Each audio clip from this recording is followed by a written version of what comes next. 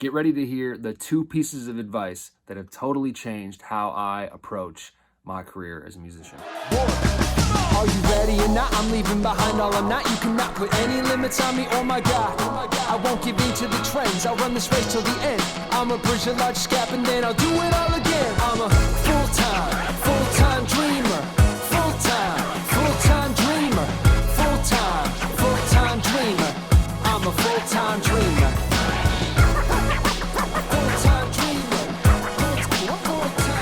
Hey, what's up? Thanks for joining us, episode 2. Glad you're here.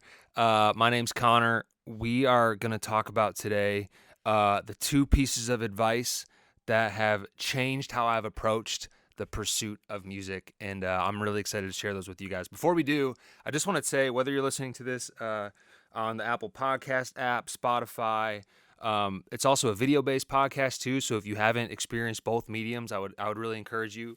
If you're only listening to the audio portion of the podcast, come over to YouTube, Facebook, Instagram. So thank you guys for watching who have been watching on my socials. But the full episodes are available on my YouTube page, Connor Flanagan Music. You can also find tour updates and recap videos of shows, highlight reels, music videos, all that stuff. But then on Facebook and Instagram as well, we're going to be breaking some of this down into shorter clips of just kind of the different nuggets from each episode, which is a little more digestible on a daily basis. So you can find some of that stuff there too. So if you listen to an episode and you've really liked what you've heard and you want to share some of it with somebody, or you just want to go revisit it, go find me on my socials at Connor Flanagan Music, and you can kind of relive and re-listen to some of the episodes there as well. And all of this, of course, will be housed at connorflanaganmusic.com too. So today, 2 pieces of advice that have changed how I approach my music. One of them was given to me, and the other is I feel like I developed it. Maybe I didn't. I think I did. Just through my experiences as a songwriter. And they're both the 2 pieces of advice that I also pass on. The first time anyone calls me to say, hey, I need advice, I want help, I want some direction in what I should do next with my music, these are always the first 2 pieces of advice that I pass on. So, number 1. When I was in college, when I had just kind of really started to get serious about writing songs. I mean, I had a band in middle school called Collision. Shout out to Kevin and John, my bandmates. We wrote 2 songs, smash hits. One was actually, I don't even know if we wrote the second song. I think it was a cover, but the one song we wrote was just an instrumental. And we played one show, which was our 8th grade graduation dance. But it was a ton of fun, and man, our classmates really championed us. My teacher really championed us. We were bringing in demos on cassette tapes to play for our classmates before class would start in the mornings. And then high school, I didn't really write a ton, but it was really in college when I was surrounded by other musicians that God really kind of started to put the desire back on my heart to go after and pursue music and to write. And at that time, I got involved with these youth conferences at my college, Franciscan University, and it was one of the first times in my life that I was close to live music in the sense that I was a part of the band. I wasn't officially a part of the band, but I had a bunch of friends, and they were pretty sizable conferences, 2,000-3,000 people, and so I had friends in the band, and it was the first time that I was like kind of close to that live experience, right, in a big arena type space. Previous to that, like, you know, if I would go to, let's say, a Toby Mac concert, because he is one of my idols when it comes to people I look up to in the industry, you know, even going to his shows when he was kind of rediscovering his artistry as Toby when DC Talk dissolved, there was still like a barrier between he and I because he was a professional, right? He had been around for years, and so I could go watch him even if it was a smaller show, but I didn't still feel like I had a taste of what it felt like to be on that stage or be in front of people or kind of own that space. Whereas these conferences when I was in college was like the first time I really felt that. And so that just like sparked this whole new desire. And that summer, between my sophomore and junior year of college, God just did a lot of kind of tilling the soil and working on those gifts that I have and getting me ready for what he had next in terms of my music career. And so kind of feeling that happen after the last conference of that summer, I went up to the worship leader, Bob Rice. Some of you may know him, and I didn't know him at all at the time, but he was the guy leading, and I was kind of like, you know, enamored by the band and him as the leader. And so I went up to him, and I had no experience. I didn't know what I was doing. I was just like a passionate kid with a big dream who was like, hey, this guy is a musician. I think he can help. And so I went up to him and basically just started asking for favors. I was like, hey, of course I thought I was better than I really was. And so I was like, oh, hey, I'm a songwriter. I'm a, hip hop artist, worship leader. I just need someone to like work with and help me and coach me. And do you have a studio I can use and all of these things? And, I'll add a third piece of advice to this, which this is, bonus. Don't ever start relationships asking for favors. It just is not going to go well. Right. Luckily, Bob was super gracious with me, and he could tell that I was clearly inexperienced and just excited. And he said, hey, I don't have anything I could really offer you in that space, but what I will tell you is, he's like, the best piece of advice I can give you is never say no to an opportunity. And man, at the time I was like, okay, cool. But like, I actually took that to heart because I was like so ready. I was so ready for something. I wanted him to give me something. So when he said that was the thing he was going to give me, I took it. I took it to heart, and I was like, all right, never say no to an opportunity. And that has changed the game for me. It immediately gives you a sense of humility of like, this gift is not my own. This career is not my own. These talents are not my own. Because imagine this, Connor, myself, maybe this is you. You spend all this time dreaming and desiring to be in front of people, to play shows, to have an avenue to share your music, and then you get it, but then you get picky about who you're playing for, or the venue you're playing in, or the size of the audience, or the timing. And it's like, well, hey, like God's literally answering prayers, and you're saying, not that one. I want a different one, not that one. And I mean, I could testify to this in so many different ways. I have so many stories of you never know what's behind that door, right? All of these opportunities that are going to come your way, booking, show opportunities that will come your way, they're all doorways, and you can either walk through them or you cannot. And sometimes you walk through them and you get paid really well, and they're amazing shows. Sometimes you walk through them, you get paid nothing, and they're still an amazing show. Sometimes you walk through them and you get paid a lot, and it's a terrible show. Like, you just never know what's on the other side, but you have to find out, right? If this is something you're truly passionate about and you want to go after, you have to find out. You have to walk through that door. And when you're starting out and you're just cutting your teeth, you don't have an option. You can't be picky. And so I really took that to heart, and I played anywhere I could get my hands on, any show, any stage, any backyard, any church, wherever they would have me. I was like, I want to come and share my music. And man, we played for some of the most hilariously awkward podunk little youth groups in the middle of nowhere. And they were some of my favorite shows, 10 kids who would just kind of form a circle around me. And it was just me and my guitar, and I'm playing songs that I wrote that they had never heard of, but it was just like a kind of a family communal feel. And we had a great time. And some of those people are still fans who back me today and are some of my biggest supporters. And so you just never know. I think some of those intimate settings at the beginning of somebody's career are some of the most important, A, in forming you as a musician, but B, forming like and reaching people who are going to want to stay with you on the journey. And so I can't urge you enough to never say no to an opportunity. Now, we'll get into this again in later episodes. I have a process now for my bookings because life happens, and your career builds, and you have other priorities and things that you have to take care of. And so you just can't take every opportunity, right? But there's a process that I go through. I have 3 things, and 2 out of the 3 boxes need to be checked in order for me to take a gig.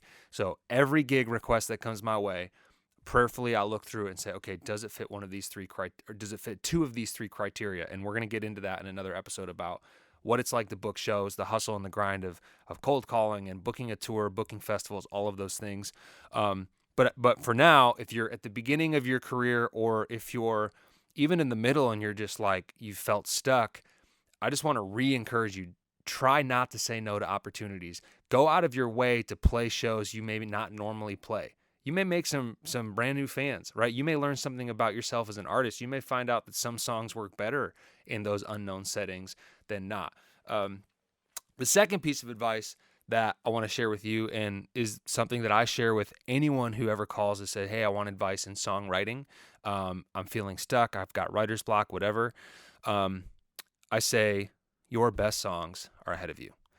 And I am a firm believer of that. And whether you're a musician, an entrepreneur, someone who's building, so whatever it is, your best work, your best art, Your best songs are ahead of you, because if they're not, then what are you doing? Like, what is the point of the career you're chasing? Like, if I want to be a success, if I want to make it, if I want to make money, if I want to impact people, my songs have to get better, right? Because I continue to write, and sure, the songs over here that I'm past, that I've put out already, I think they're good, and I think they're reaching people, and they've made me some money, right? But if I want to keep growing as an artist, like, I just have to expect that they're going to get better. And there's so many reasons to expect that. One, you're living more life. You have more life experience to write about, to share about.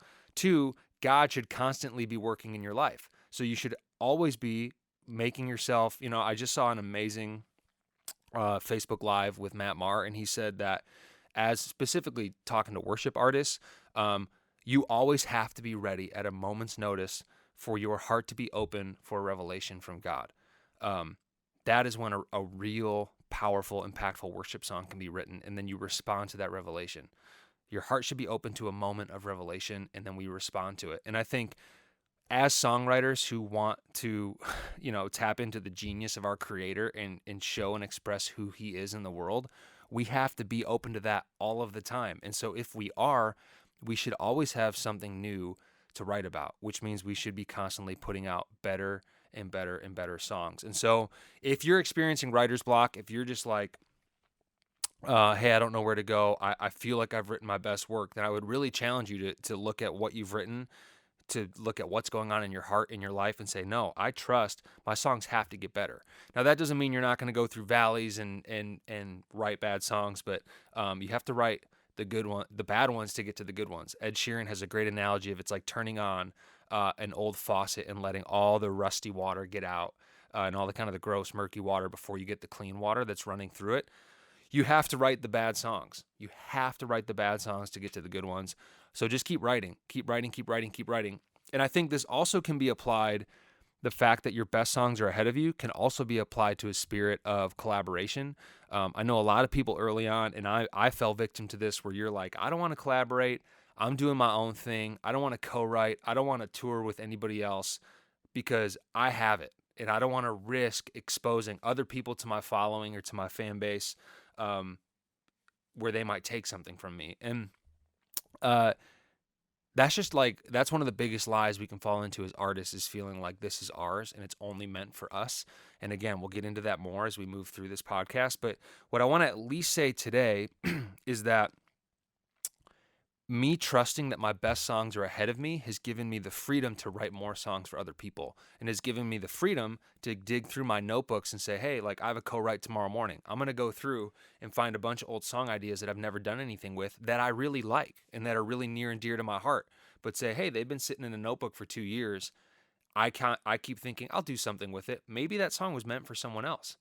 And so I can freely then give it away and celebrate that person, celebrate the process, celebrate the song, celebrate the gift of that writing session, and say, hey, clearly God meant for this to happen, and I trust that He's going to keep giving me new, fresh ideas for new songs, whether they're for me or for other people. And so if you trust that your best songs as a songwriter are ahead of you, it will actually open up more doors to write more songs, to collaborate, to expand your brand, to expand your writing skill set, like all of those things. I think when we open ourselves up, rather than approach this path, this career path closed in on ourselves, it just provides so much more opportunity. And a quick just story and example of that is, I'm currently working on a song with my friend Molly called "Fire of My Father," and it's the first time I've ever put out a worship song. It's not out yet. But when I first met Molly, she had come out to Minnesota. We had a mutual friend, and she and I went for a day and wrote with Abe, who has produced a great friend of mine, has produced a lot of my music. And we went, sat down we were probably like an hour and a half, 2 hours in, kicking around all these ideas, and nothing was coming from it. We could not find any common ground to start building a song from. And so I kind of opened up my notes app, and I was flipping back through. I have a notebook, a digital notebook called Pieces, Lines, and Homeless Rhymes, and that's where I keep, like, if I finish writing a song, I kind of take all the excess lyrics that kind of filter their way through that don't make it into the song, and I copy and paste them and I dump them there because I feel like if it came from my heart, there's a chance it may get used someday, even if it's 10 years from now. So I did that. I had written this worship chorus called Fire of My Father probably 5 or 6 years ago on a retreat. I really, really liked it. In the moment, it came from some free praise in a night of worship. I watched people respond to it, so I knew there was something about that chorus. But I was pursuing a career in hip-hop, so I was like, well, I'm going to save this in case I ever put out a worship CD.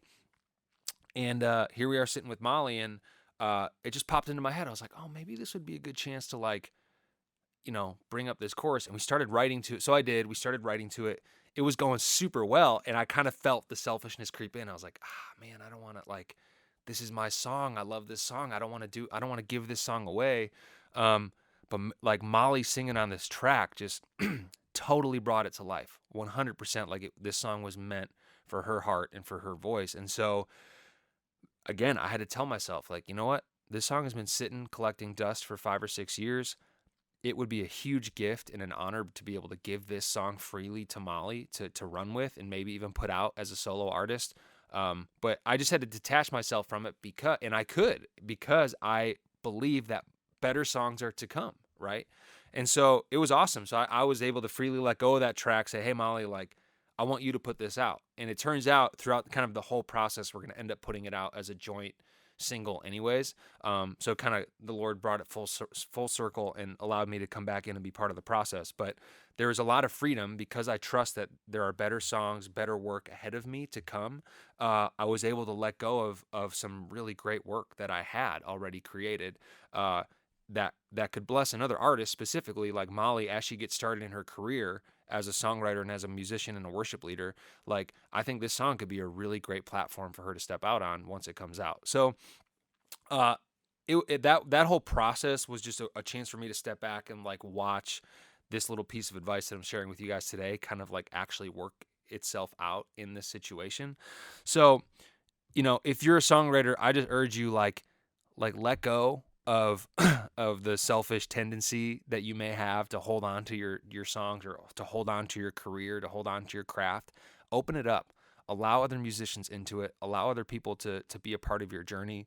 We'll talk more about collaboration and co-writing and all of that later, but I just can't. I wish I started sooner. I wish I invited more people to be a part of my journey from day one and not wait till literally 5, 6, 7 years in to be convicted of the power of collaboration. And that came from trusting in the fact that, you know what, there's going to be more music for me to write and make, and hopefully it's better. And so I'm going to collaborate and I'm going to give some away here. So those are my 2 pieces of advice for you guys today. You know, never say no to an opportunity. And I'm sure that could apply outside of being a musician, but specifically for my musicians who are following this, songwriters, never say no to an opportunity, and always believe that your best work and your best songs are ahead of you. I think if you can dig into those and really allow those to kind of be your guidelines for the beginnings of your career or wherever you are at, I think it will be super beneficial and super fruitful. And if it is, I'd love to hear about it. I don't have an official channel for communication through the podcast yet, but shoot me a message on Instagram or Facebook. Go to my website and click on the contact form. Like, if that resonates with you, if you take those to heart and you see fruit coming from that, I'd love to hear from you. And if you apply those to your career, to your life, and you don't feel like it's working super well, I'd also love to hear about it, because maybe there's something I could help with or more I could speak into on that. So thanks for listening. Episode 2, Fulltime Dreamer podcast. Again, I'm grateful that you're here for this journey. I'm excited to continue to open up and kind of pull back the curtain on my career and everything I've learned, the ways I've failed, the ways I've succeeded. And I would ask that you guys invite someone to be a part of the next podcast. So share this with a friend, family member, and see if there's anybody else who'd want to listen. Thanks, guys. Peace. And I'll do it all again. I'm a